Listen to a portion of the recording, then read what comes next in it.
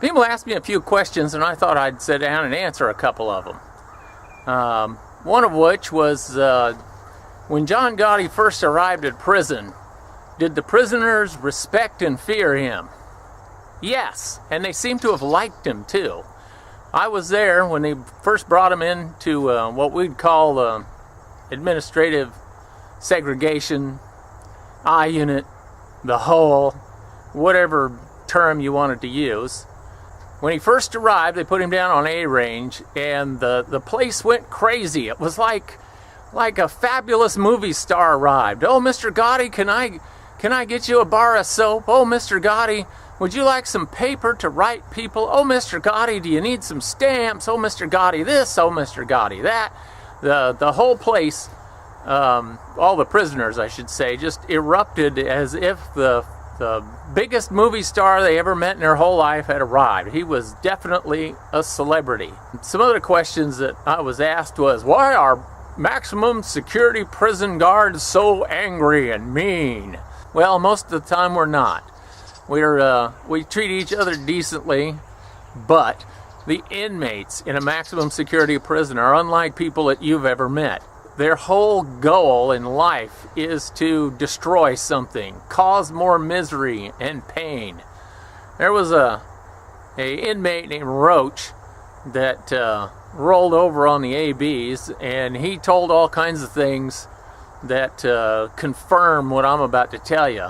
We had a captain where they took a broom handle or a mop handle and they filed it down. They got it on the floor and they ground it down. And the end was like this long, where they slowly shaved it down till it came to a needle-like point. And when he walked by the inmate's cell, they tried to spear him in the throat. So that would tend to make you a little irritable. And then Roach was telling us about the thing that I suspected was that they were making bows and arrows. And I had found like pieces of things that looked to me like, wow, these guys look like they're devising a bow and arrow. Well, they actually were, and what they were going to do was assemble it at some point and then stick somebody in the back as they walked by. There were explosives made that they would set on bars and blow each other up and try to blow us up on occasion. Not to mention just the regular normal take a steak bone, file it down on the floor till it's razor sharp, and use it to murder one of us. This happened weekly.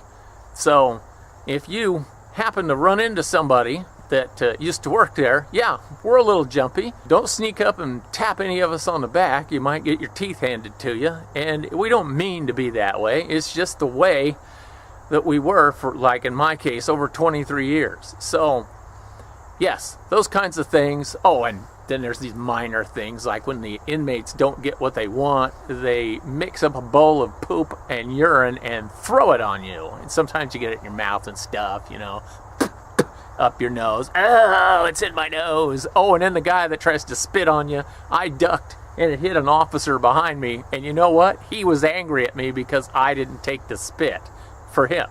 It's like, hey, you got to be faster, buddy. So yes, that would be one reason why we're mean. So keep the questions coming, and I'll keep answering them.